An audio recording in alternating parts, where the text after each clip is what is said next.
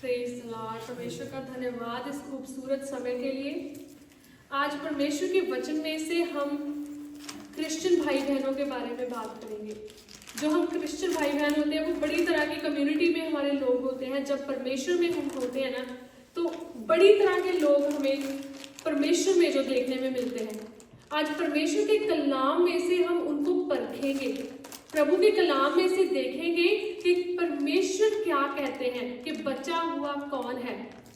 आपने भी और मैंने भी हमारी जिंदगी में हम इतने बड़े ऐसे लोगों को देखते हैं जो परमेश्वर को स्वीकार करते हैं और उनकी जिंदगी में एक आग होती है परमेश्वर के नाम के लिए। बड़े जोश के साथ वो दुआ करने वाले लोग, वो बपतिस्मा लेने में भी उनकी लाइफ में कोई देरी नहीं होती। और फिर क्या होता है कि हम देखते हैं वो फिर से पीछे मुड़ जाते हैं। बड़े लोग हम अपनी जिंदगियों में ऐसे देखते हैं कि परमेश्वर से बात करते हैं, प्रभु उनके जरिए अपने लोगों से बात करते हैं, वो लोग फिर भी पीछे मुड़ जाते हैं। वो लोग फिर भी परमेश्वर के प्यार से पीछे मुड़ जाते हैं। ऐसा क्यों होता है और क्यों परमेश्वर ऐसा होने देते हैं? उन चीजों के बारे में आज हम परमेश्वर के कलाम में से बात करेंगे। प्रभु के वचन में से हम दो पुराने नियम और नए नियम में से दो पुस्तकों में से पढ़ेंगे। एक तो हम पढ़ेंगे उत्पत्ति की किताब। आप सब नोट कर लीजिए, घर जाके आप जरूर इन दो चैप्टर्स को पढ़ना जिसके बारे में हम आज बात करेंगे। एक तो हम बात करने जा रहे हैं उत्पत्ति की किताब में से उसके 19 अध्याय में से, उत्पत्ति की किताब उसके 19 अध्याय में से। और दूसरी बात जो हम नए नियम में से करने जा रहे हैं यूहन्ना की अंजील के 6 अध्याय में से। इन दो चीजों में से, इन दो चैप्टर्स में से आज हम परमेश्वर की आवाज को सुनने जा रहे हैं। जैसे हम अभी बात कर रहे थे, जो मसीही लोग होते हैं ना वो अलग अलग तरह के लोग होते हैं, उनका विश्वास जो होता है ना अलग होता है। जैसे हम देखेंगे कि 19 अध्याय में हम लूत और उसके परिवार के बारे में आज हम पढ़ेंगे। लूत और उसके परिवार के बारे में हमने सबने बड़ी बारी लूत के बारे में सुना है, हमने बहुत बारी सदोम के विनाश के बारे में सुना है। तो आज उसी परिवार की जिंदगी में से जो परमेश्वर हमसे बात करना चाहता है उसको हम बड़े ही ध्यान से सुनेंगे और हम विश्वास करते हैं कि परमेश्वर आज हमें उसमें से जो सिखाएगा वो हमारी जिंदगियों में जरूर फलवंत होने पाएगा। तो परमेश्वर के वचन में जब हम देखते हैं लूत का सदोम से निकालना, 12 आयत के से बाद के जब हम बात करते हैं, अभी हम शुरू करेंगे तो इसमें से कुछ आयतें मैं आपके लिए पढ़ती जाऊंगी। उसका है उत्पत्ति की पुस्तक 19 अध्याय और उसकी 12 आयत से।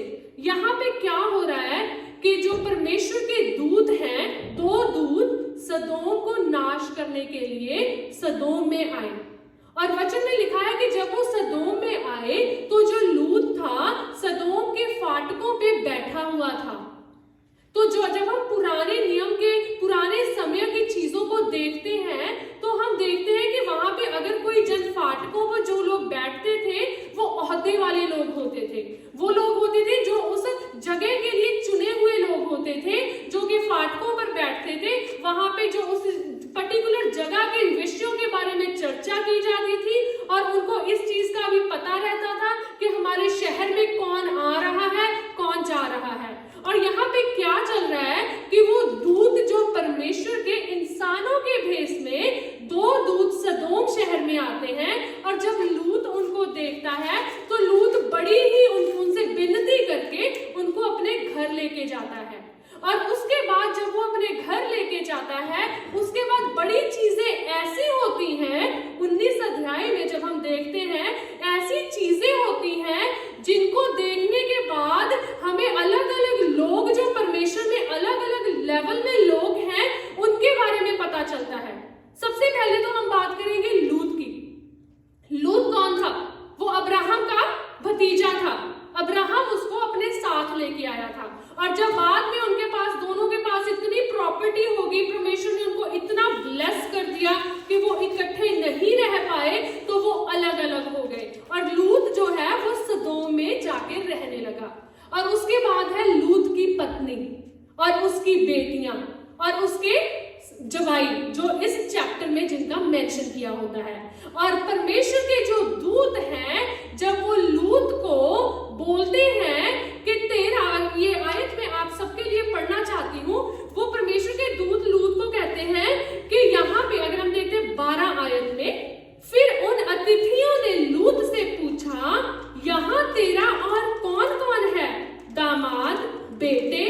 बेटियां और नगर में तेरा जो कोई है उन सबों को लेकर इस स्थान से निकल जा। वो लूत को बताते हैं कि इस जगह की बुराई है वो परमेश्वर के सामने आ गई है, वो इतनी बढ़ गई है कि प्रभु ने हमें इस जगह को नाश करने के लिए भेजा है। आपको पता है हम भी आज सदोम में रह रहे हैं, हम भी ऐसी जगह में रह रहे हैं कि जिसकी बुराई इतनी बढ़ गई है कि परमेश्वर के आने का समय बहुत नजदीक आ गया।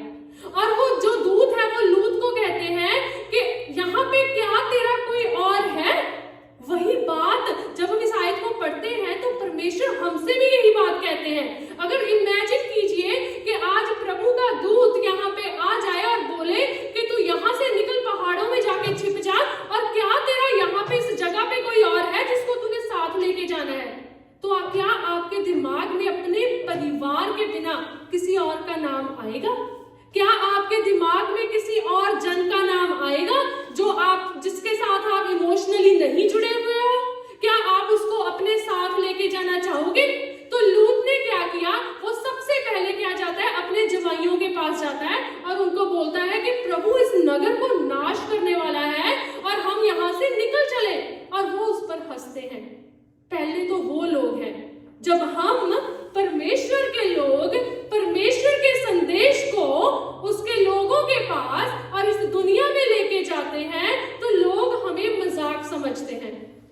जैसे नूह को मजाक समझा था, जैसे लूत को यहाँ पे मजाक समझा था, तो लोगों को लगता है ये लोग तो पागल हो गए हैं, लोगों को हम मसीह लोग बोरिंग लगते हैं।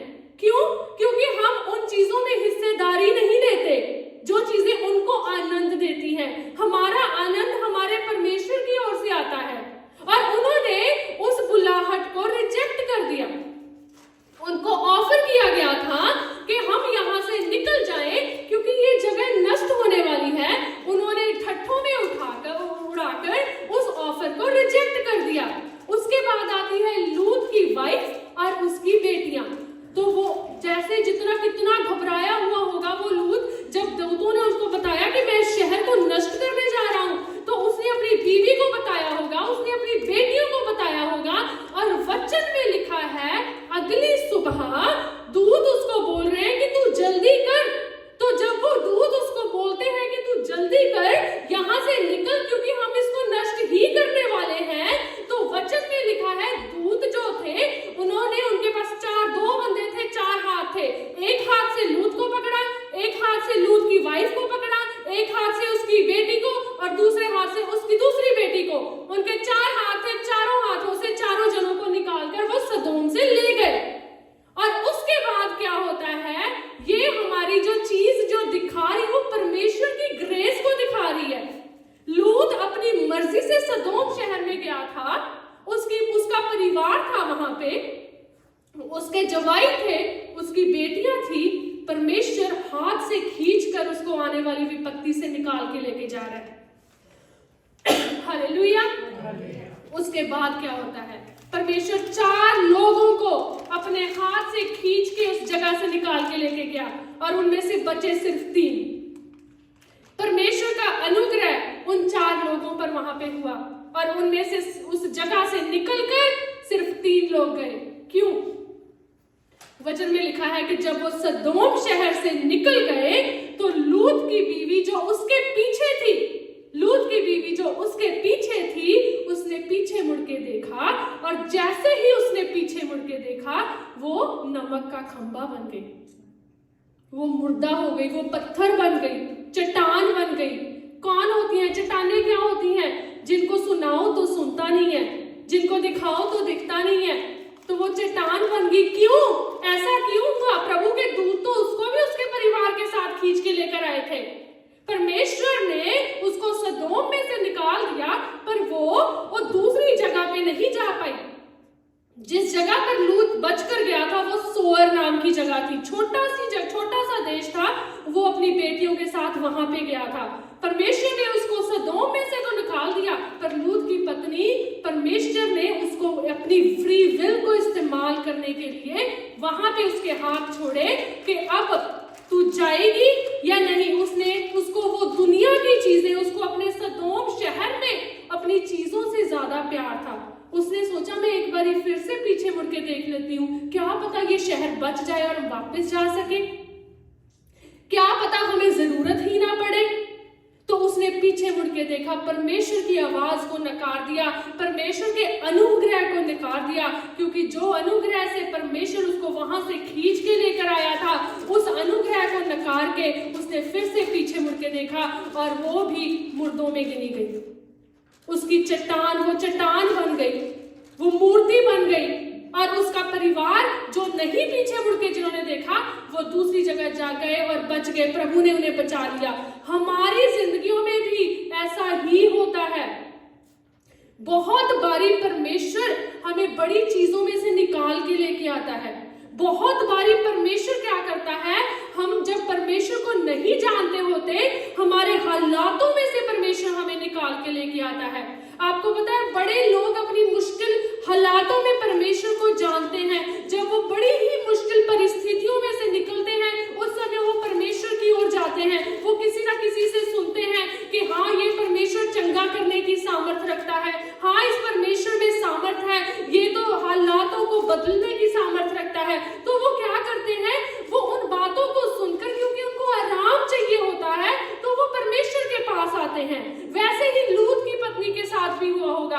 वो जब लूत इतना घबराया हुआ था, जब वो इतना ज्यादा डरा हुआ था, उसने भी सोचा होगा कि हाँ मुझे भी बचना है। उसने क्या किया, वो अपने पति के साथ, अपनी बेटियों के साथ वो सदोम से तो निकल गई, पर जब उसने देखा कि अभी तो अंधेरा जा रहा है, सूरज निकल रहा है, हम काफी दूर आ गए हैं, हो सकता है अभी ये सब कुछ ना हो, तो वो पीछे मुड़ गई। वचन में लिखा है कि हल पे हाथ रख के जो पीछे मुड़ेगा वो परमेश्वर के राज्य के योग्य नहीं है। प्रभु के नाम को स्वीकार करके जब हम पीछे मुड़ते हैं, प्रभु उसको कबूल नहीं करते, प्रभु की आत्मा उसको कबूल नहीं करती। दो तरह से लोग आते हैं परमेश्वर में। एक तो वो लोग हैं जो ब्लेसिंग्स को लेने के लिए आते हैं, जिनको जो सुनते हैं, जो देखते हैं प्रभु के कामों को होते हुए, और वो फिर प्रभु में आते हैं। पर जब उनको लगता है कि अभी तो मेरे हालात ठीक हो गए हैं, तो फिर से वो उन्हीं चीजों में चले जाते हैं। हम ऐसे शरीर में हैं कि हमें वो कंफर्ट जोन छोड़ना बहुत मुश्किल लगता है। हम ऐसे शरीर में हैं कि ये शरीर वापस से हमें उन चीजों में लेके जाने की कोशिश करता है। ये शरीर मुझे बोलता है कि अभी मैं हर संडे चर्च आती हूँ, पर वो अच्छा नहीं था कि जब मैं संडे को अपने फ्रेंड्स के साथ घूमने जाता था, कितना हमें मजा आता था। तो मैं ऐसा करता हूँ, इस संडे रहने देता हूँ, इस संडे में अपने फ्रेंड्स के साथ चला जाता हूँ। बहुत आसान है, बहुत आसान है। जब आप काम पे हो तो वो लोग हैलोवीन की पार्टीज प्लान कर रहे हैं और वो आपको इनवाइट कर रहे हैं, बड़ा आसान है, हाँ मैं भी आऊंगी, उनको भी खुश करो, खुद भी खुश रहो। पर जब आप उनको बोलते हो कि नहीं मैं ये सेलिब्रेट नहीं करती, तो उनको आप बोरिंग लगते हो, तो वो आपको बोलते हैं आप तो बहुत बोरिंग हो। ये चीजें मुश्किल होती हैं जब हम परमेश्वर में हैं। ये चीजें हमें, जब हम परमेश्वर में आगे बढ़ते हैं, ये चीजें हमें हमारे दिमाग में लेके आती है कि चलो हम वापस जाते हैं। अगर आप इन चीजों के बावजूद भी आज परमेश्वर में हो, तो मैं आपको बताती हूँ, जो आपका बचना था वो आपके हालात नहीं, वो परमेश्वर के रूह के द्वारा था।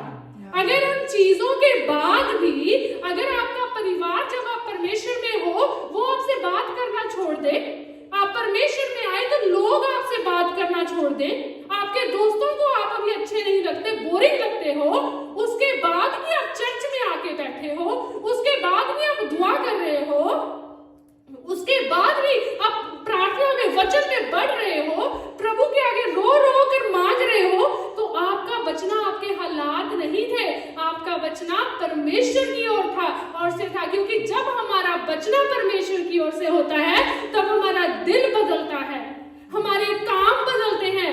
आपको पता है, वो लोग जिनको मुश्किल लगता है, जिन लोगों को परमेश्वर के वचन को मानना, उस पर चलना मुश्किल लगता है, वो लोग कोशिश करें, क्योंकि उनकी जिंदगी, उनके दिल नहीं बदले, अभी तक पवित्र आत्मा का काम उनकी जिंदगियों में हुआ नहीं है।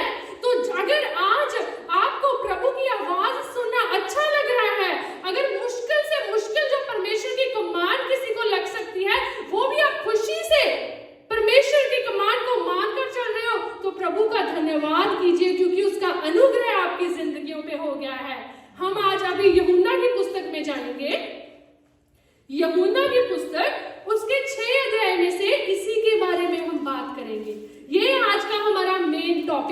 इसके बारे में मैं परमेश्वर के वचन में से आपसे बात करना चाहती हूँ। अभी क्या हो रहा है यहाँ पे 6 अध्याय में, क्या हो रहा है यहाँ पे? यीशु मसीह की मिनिस्ट्री है। प्रभु क्या कर रहे हैं? वचन में देख रहे हैं कि प्रभु बड़े बड़े काम कर रहे हैं, लोगों को हील कर रहे हैं, बड़े लोग उनके पीछे हो लिए हैं। और यहाँ पे अगर हम पहली ही 3 आयतों में देखते हैं, दूसरी आयत में आप सबके लिए पढ़ना चाहती हूँ। यूहन्ना की पुस्तक 6 अध्याय की दूसरी आयत में आप सबके लिए पढ़ना चाहती हूँ। यूं लिखा है, और एक बड़ी भीड़ उसके पीछे हो ली, क्योंकि जो आश्चर्य कर्म वह बीमारों पर दिखाता था वह उनको देखते थे। हालेलुया। क्यों उसके पीछे हो ली थी वो भीड़? क्योंकि वो उन आश्चर्य कर्मों को देखते थे जो प्रभु यीशु मसीह दूसरों की जिंदगियों में करता था, और उन आश्चर्य कर्मों को देखकर वो परमेश्वर के पीछे हो लिए। और उसके बाद ऐसे पीछे हो लिए, उनको ना खाने का ना पीने का, जहां जहां प्रभु जा रहे हैं वो प्रभु के पीछे जा रहे हैं, जहां जहां परमेश्वर जा रहे हैं, चाहे परमेश्वर नदी को पार करके जा रहे हैं, वो भी किश्तियों में परमेश्वर के पीछे जा रहे हैं। क्यों? क्योंकि उन्होंने परमेश्वर को चमत्कार करते हुए देखा था। और यहीं पे इसके बाद उन्होंने परमेश्वर को 5000 लोगों को फीड करते हुए देखा था।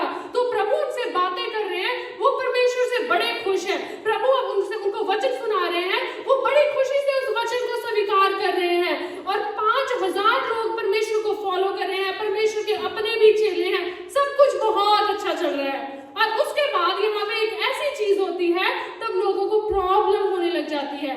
क्या होता है? वचन में से हम आगे जाएंगे। वचन में लिखा है कि परमेश्वर यीशु मसीह उनको बताते हैं कि जीवन की रोटी मैं हूं। अगर 48 वर्ष हम देखते हैं, प्रभु कहते हैं कि जीवन की रोटी मैं हूं। तुम्हारे बाप दादों ने जंगल में मन्ना खाया और मर गया। ये वह रोटी है जो स्वर्ग से उतरती है, ताकि मनुष्य उसमें से खाए और ना मरे। जीवन की रोटी जो स्वर्ग से उतरी है वो मैं हूँ। यदि कोई इस रोटी में से खाए तो सर्वदा जीवित रहेगा, और जो रोटी मैं जगत के जीवन के लिए देता हूँ वह मेरा मांस है। प्रभु यीशु मसीह ने कहा कि जब तक तुम मेरे मांस को नहीं खाते और मेरे लहू को नहीं पीते, तब तक तुम स्वर्ग राज के हिस्सेदार नहीं हो सकते। आपको पता है, जब यीशु मसीह ने ये सच्ची बातें करनी शुरू की तो उन लोगों ने क्या कहा? वो कहते ये तो बहुत मुश्किल चीज है, ये तो बहुत मुश्किल चीज है, ये ऐसी बातें क्यों कहता है? अगर आप आयत 60 नंबर आयत में देखते हो, वो कहते हैं ये तो कठोर बात है, इसे कौन सुन सकता है। हालेलुया। जब तक परमेश्वर उनकी जिंदगियों में चमत्कार दिखा रहे थे वो बहुत खुश थे, और जब परमेश्वर ने जीवन की रोटी की बात की, जब परमेश्वर ने उनको बताया कि मैं स्वर्ग में से आया हूँ और पिता ने मुझे भेजा है, और अगर तुम लोग मेरे मांस को नहीं खाओगे, मेरे लहू को नहीं पियोगे, तो तुम लोग स्वर्ग राज नहीं जा सकते। तो वो कहते अरे ये तो बहुत कठोर बात है, इसे कौन सुन सकता है। उनको प्रभु की बातों से फिर प्रॉब्लम होने लग जाती है। ऐसे ही होता है हमारी जिंदगियों में। जब हमारी जिंदगी में आत्मा का काम नहीं होता ना, तो परमेश्वर की बातें हमें मुश्किल लगने लग जाती हैं। तो हम कहते हैं कि प्रभु ये मुझे क्यों कहता है? प्रभु कहता है झूठ नहीं बोलना। अगर मैंने किसी के भले के लिए झूठ बोल दिया तो इसमें क्या गलत है? तो परमेश्वर की कमांडमेंट्स, परमेश्वर के जैसे बनना हमारे लिए एक बोझ हो जाता है। तो यहाँ पे इन लोगों के लिए ये बात स्वीकार करना मुश्किल थी कि अगर उन्होंने स्वर्ग राज में जाना है तो उनको यीशु में बने रहना है। तो यीशु मसीह का क्या मतलब था इस बात से? जब पिता ने कहा कि हाँ, अगर तुम लोगों ने स्वर्ग राज जाना है तो मेरे मांस को खाओ, मेरे लहू को पियो, तभी तुम स्वर्ग राज जा सकते हो। इसका क्या मतलब है? हम दुनिया में जिंदा रहते हैं, हमें एनर्जी चाहिए, हम खाना खाते हैं ना। क्यों खाते हैं? ताकि हम शरीर में बढ़ सके। तो आत्मा में बढ़ना है तो यीशु को खाना पड़ेगा, इसको खाना पड़ेगा। आत्मा में बढ़ना है तो यीशु को खाना है, तो उसके वचन को खाना पड़ेगा। उसके वचन को खाना कैसे है? उसको पढ़ना पड़ेगा, उस पर चलना पड़ेगा। यही पिता उनको बता रहा था, पर उनको तो ये चाहिए ही नहीं। बहुत लोग हैं, हम देखते हैं, मैंने अपनी जिंदगी में बड़े लोग देखे, वो परमेश्वर के नाम में उनको अपनी जिंदगी में कोई उनकी मन्नत होती, कोई इच्छा होती, उनको प्रभु की सामर्थ का पता है, वो बड़े ही जोश के साथ प्रभु में आएंगे, वो बैप्टिज्म लेंगे, वो प्रार्थना करेंगे, परमेश्वर उनके जरिए बातें कर रहा है, उन्हें विजन दे रहा है, उनसे प्रोफेसिस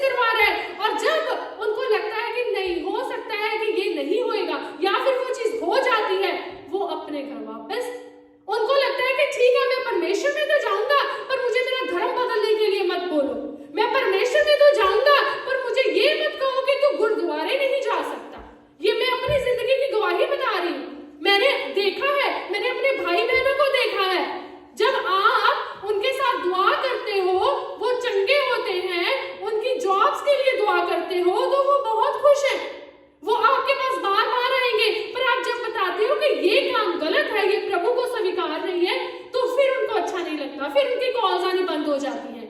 तो ये लोग वो हैं जिनकी जिंदगी में अभी आत्मा का काम नहीं हो रहा। अगर आज आपको प्रभु यीशु मसीह के बिना कहीं और झुकने में प्रॉब्लम हो रही है तो प्रभु का धन्यवाद कीजिए, क्योंकि उसने आपको बचा लिया है। अगर आज आपके लोग, आपके रिश्तेदार आपसे बात नहीं कर रहे, पर आपको उससे ज्यादा आनंद इस चीज में मिल रहा है कि प्रभु मेरे साथ है, अब परमेश्वर यीशु मेरी जिंदगी में है, तो प्रभु का धन्यवाद कीजिए। क्योंकि मैं आपको एक बात बताती हूँ, प्रभु अपने अनुग्रह से आपको सदोम में से तो निकाल देता, पर उसके बाद जिस जगह पे आपको जाना स्वर्ग राज, वो आपको अपनी मर्जी के साथ, प्रभु ने आप पर अनुग्रह किया, पर फ्री विल उसने आपको दी है। वो आपके साथ जबरदस्ती नहीं कर सकता, वो करेगा ही नहीं, क्योंकि वो उसको रोबोट नहीं चाहिए, उसको इंसान चाहिए जो अपने दिल से परमेश्वर को स्वीकार करते हैं। वो चाहता तो लूत के साथ, उसकी बेटियों के साथ, उसकी बीवी को भी वहां से निकाल कर दूसरे देश में लेके जा सकता था, उसने नहीं किया, क्योंकि वो हृदयों को जानने वाला परमेश्वर है।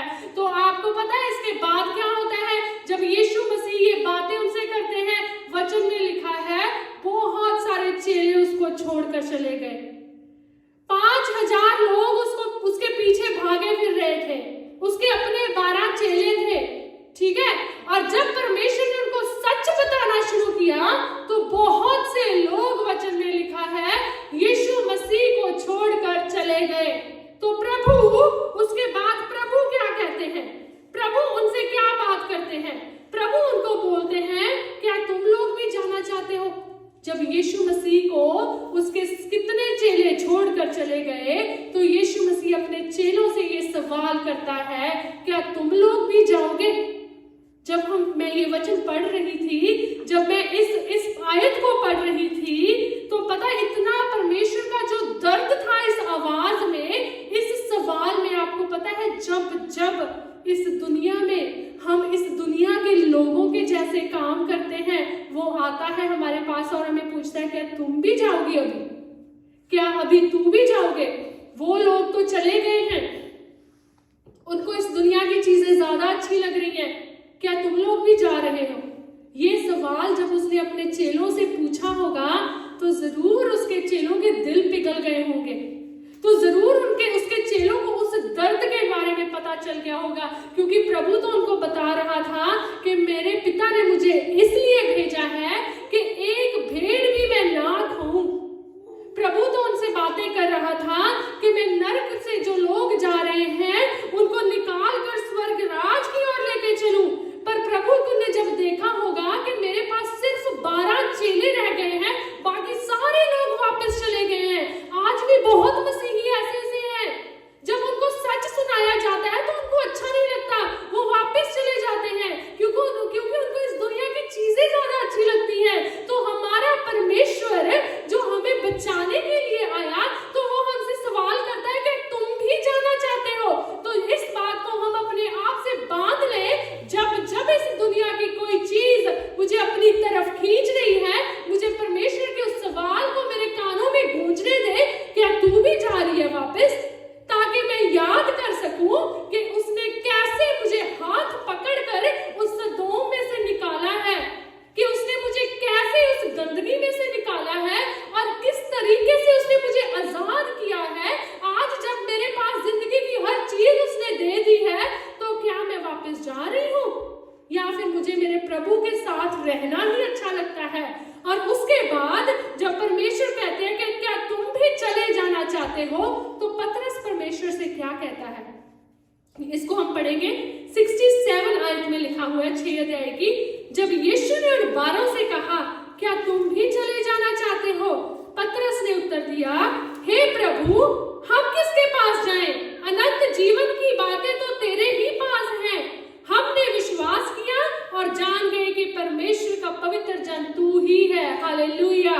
ये एक विश्वासी की आवाज है, ये उस बंदे की आवाज है जिसकी जिंदगी में पवित्र आत्मा का काम हुआ है। जब हम भीड़ों को, बड़ी ही भीड़ को कुछ करते हुए देखते हैं ना, मेजॉरिटी जो लोग हैं, ये हमारा माइंडसेट ऐसा है, जब हम मेजॉरिटी लोगों को कुछ करते हुए देखते हैं ना, तो हमें लगता है कि शायद वो सही होंगे। एक तरफ 100 बंदा खड़ा हुआ, दूसरी तरफ एक, तो अगर 100 बंदे कोई बात कहते हैं तो हमें सही कह रहे होंगे। तो यहाँ पे 5,000 लोग तो वापस चले गए, 12 बचे। प्रभु कहते कि तुम लोग भी जा रहे हो। तो वो कहता कि प्रभु तुझे छोड़ के हम कहाँ जाएं, अनंत जीवन की बातें तो तेरे पास हैं।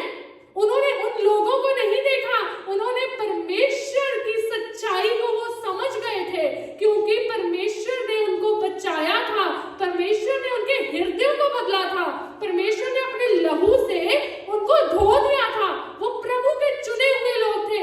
वचन में लिखा हुआ है कि बुलाए तो बहुत है, पर उनमें से चुने हुए बहुत कम हैं। जरूरी नहीं है कि हर एक बंदा जो प्रभु के नाम में प्रोफेसिस करता है वो स्वर्गराज में जाए, जरूरी नहीं है।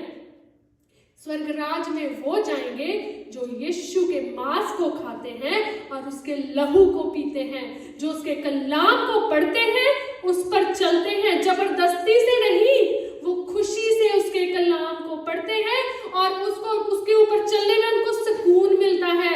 चर्च जाना उनके लिए एक बोझ नहीं है, वो इंतजार करते हैं परमेश्वर की हजूरी में जाने के लिए। वो प्रभु के आगे रोते हैं कि परमेश्वर मुझे तेरी आवाज को सुनना है। वो दूसरों को देखकर उनको बोझ आता है, वो लोग स्वर्गराज जाते हैं। वो नहीं जो परमेश्वर के आगे बैठते तो हैं घंटा घंटा, पर सिर्फ अपनी चीजों के लिए, और जो जब कमरे में है वो प्रभु के हैं, दुनिया में है वो दुनिया के हैं। वो लोग लूत की बीवी से लोग हैं जिनको परमेश्वर का अनुग्रह एक बार तो सदोम में से निकाल लाया, पर वो फिर से पीछे मुड़ के देखते हैं, क्योंकि वो चीजें उनको खींचती हैं, क्योंकि उन चीजों पर चलना उनको मुश्किल लगता है। उसका मन नहीं था, क्योंकि उनके पास बहुत पैसा था, उनके पास बहुत धन दौलत थी। उसने सोचा हो सकता है बिना जाए ही मैनेज हो जाए।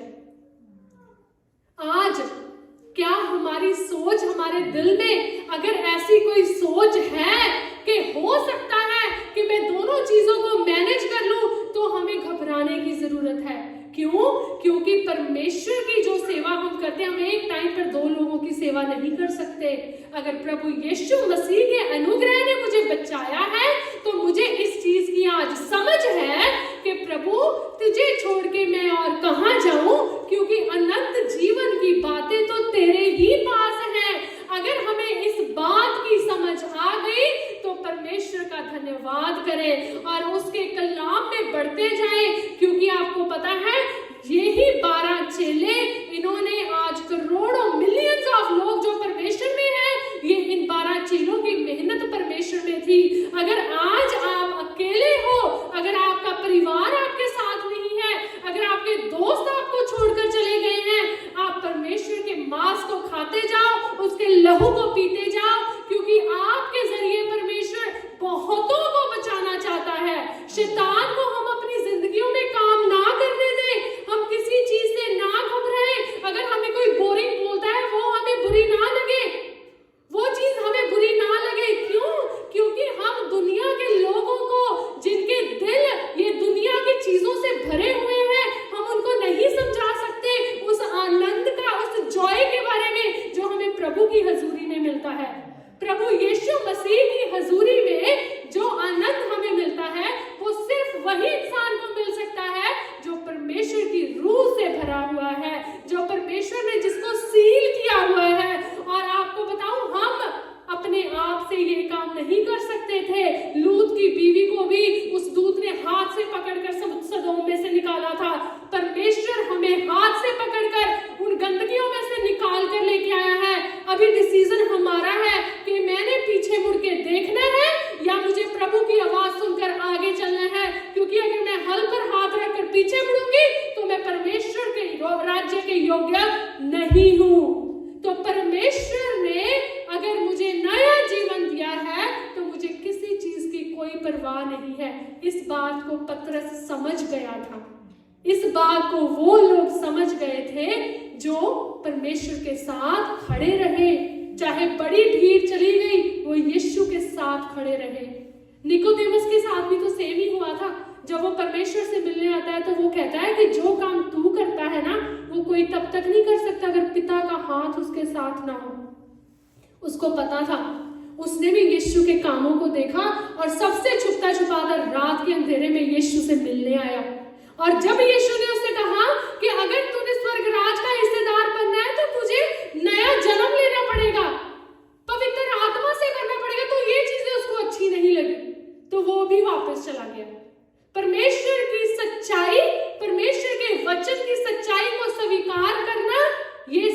बड़ी बात है। हम पिक नहीं कर सकते जो चीजें मुझे अच्छी लगती हैं। हीलिंग वाला मुझे अच्छा लगता है, मैं स्वीकार करती हूँ, प्रभु तेरा धन्यवाद। तो जो चीजें नहीं अच्छी लगती उनका क्या? वो भी परमेश्वर की तरफ से हैं। जो प्रभु मना कर रहे हैं, चाहे कितनी भी मुश्किल है, वो भी परमेश्वर की तरफ से हैं। वो भी हमें उनको भी मानना है, क्योंकि प्रभु की योजना हमारे लिए बड़ी है। प्रभु ने पतरस को ऐसी चट्टान बनाया कि कलीसियाओं को उसके सामने खड़ा कर दिया। परमेश्वर ने चेलों के जरिए वहां पे इतना जरा हबदबा मच गया था। आगे जाके हम पढ़ते हैं कि लोग जो थे प्रीस्ट वहां पे वो घबरा गए कि ये तो यीशु के नाम में लोगों को बदल रहे हैं। वही काम परमेश्वर आज आपकी जिंदगी में से लेना चाहता है, पर आपको बस अपनी परमेश्वर की आवाज को सुनकर उस आवाज पर चलना है। अगर मैं एक स्वर्ग राज को देख रही हूँ, अगर या फिर मैं एग्जाम्पल दे रही हूँ, अगर बहुत खूबसूरत जगह मेरे सामने है, उसको ब्रिज के सामने मुझे है कि इस ब्रिज को क्रॉस करके मुझे उस जगह पे जाना है, मैं खड़ी खड़ी वहां पे नहीं पहुंच जाऊंगी, उस ब्रिज को तो क्रॉस करना ही पड़ेगा। और वो ब्रिज यीशु मसीह है। यीशु ने बोला कि अपना क्रूस उठा और मेरे पीछे हो ले। क्रूस को तो उठाना ही पड़ेगा, क्योंकि हम दुनिया को और परमेश्वर को एक टाइम पे खुश नहीं कर सकते। अगर परमेश्वर का अनुग्रह मेरी जिंदगी पर हुआ है तो मुझे सदोम की तरफ वापस मुड़ के नहीं देखना है, क्योंकि मुझे उस जगह जाना है जिस जगह जाने के लिए मेरे प्रभु ने मेरा हाथ पकड़कर मुझे निकाला है। तो परमेश्वर का धन्यवाद करें अगर आज प्रभु का काम आपकी जिंदगियों में हो रहा है। परमेश्वर का धन्यवाद करें अगर आज परमेश्वर आपको अपने लोगों का बोझ दे रहा है, अपनी संगति की भूख दे रहा है, अपना मांस और अपना लहू पीने की भूख दे रहा है। अगर वो तड़प हमारी जिंदगी में है ना कि प्रभु, अगर हम दुआ नहीं कर पाते तो प्रभु कुछ मिसिंग है, अगर वो चीज है ना तो प्रभु का धन्यवाद करें, क्योंकि वो भी वही देने वाला है, हम नहीं लेके आ सकते। बहुत लोग हैं वो इस चीज को समझ नहीं पाते, पर प्रभु ने हमें समझाया है। क्योंकि अगर हमने पीछे मुड़ के देखा तो हम भी उस लूत की बीवी के जैसे बन जाएंगे, जिसको लोग बाद में बताएं तो सही पर हम सुन नहीं पाएंगे, देख नहीं पाएंगे, हमारा हृदय पत्थर सा हो जाएगा। वैसे ही हो जाते हैं वो लोग मुर्दों से जो प्रभु के प्यार को नकार कर वापस इस दुनिया में जाते हैं, तो बहुत मुश्किल हो जाता है। तो प्रभु बहुत ही चौकस होने की जरूरत है। हमें लगता है कि हाँ अभी मैंने परमेश्वर ने मेरे से बात की है, मैं दुआ की, अभी सब ठीक है, अभी मैं स्वर्ग राज की हिस्सेदार हूँ। ऐसा नहीं है, ये लड़ाई है, ये दौड़ है, आखिरी दिन तक हमें दौड़नी है। हमें नहीं पता कि वो वैरी, वो दुश्मन कब हमें प्रभु के रास्ते से हटाने के लिए हमारी जिंदगियों में चुनौतियों को ले आए। यहूदा भी तो 12 में से एक था, उसने भी तो उन सारे कामों को देखा था, वो तो परमेश्वर के राज्य में से वो निकल गया। क्यों? क्योंकि शैतान ने उसकी जिंदगी में काम किया। तो हम ये नहीं कह सकते कि मैं प्रभु के बहुत करीब हूं तो शैतान मेरी जिंदगी में काम नहीं कर सकता। वो तो भूखे शेर की तरीके से वो हमेशा वेट करता रहता है अपनी पूरी पोजीशन में कि कहां किस जगह में मुझे इस मसीही की जिंदगी में जगह मिले, कोई रास्ता मिले, कोई खुला दरवाजा मिले और मैं जाके काम करूं और इसको चीर फाड़ूं। चाहे हम जितने भी प्रभु में बढ़ जाएं, ये कभी मत सोचना कि ये काफी है, क्योंकि ये ऐसी दौड़ है जो अंत तक हमें दौड़नी है ताकि हम स्वर्ग राज में जाकर इनाम को पा पाए। और इसके लिए हमें बहुत चौकस होने की जरूरत है हर कदम पर। इसीलिए प्रभु ने कहा कि मेरे मांस को खा, मेरे लहू को पी, ताकि तू स्वर्ग राज जा सके।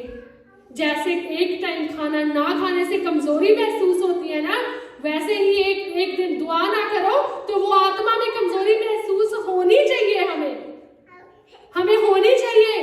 कुछ ऐसा खा लेते हैं जिससे हम, जो हमारे शरीर को, जिससे एलर्जी है तो शरीर को पता चलता है ना, तो ऐसे काम जिससे परमेश्वर के वचन को एलर्जी है, आत्मा को पता चलना चाहिए। आत्मा को पता चलना चाहिए कि ये गलत है। वो तभी होता है जब उसके करीब रहते हो, क्योंकि जब उसके करीब रहते हो, पिता प्रभु के वचन में लिखा है कि जैसे मैं पिता में, पिता मुझ में है, वैसे ही तुम मुझ में और मैं तुझ में बना रहूं।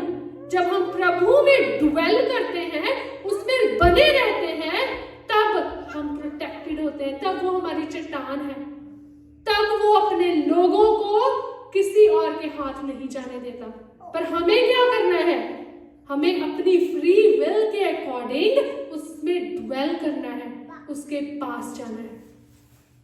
ये परमेश्वर का वचन, यही चीज मैं आप सबसे आज कहना चाहती थी कि हम चौकस रहे, प्रार्थना में बने रहे।